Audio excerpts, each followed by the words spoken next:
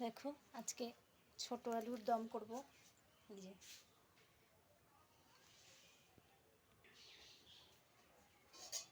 শীত চলে যাচ্ছে তো ছোট আলু আনতে বলেছিলাম, ছোট আলু নিয়ে এসছে, তাই আজকে একটু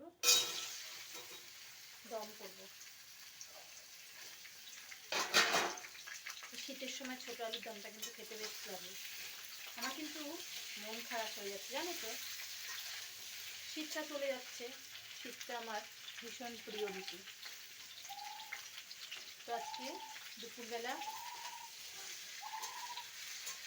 ছোটো আলুটা সিদ্ধ করে নিয়েছি, ছোটো আলু দিয়ে একটু দম করবো।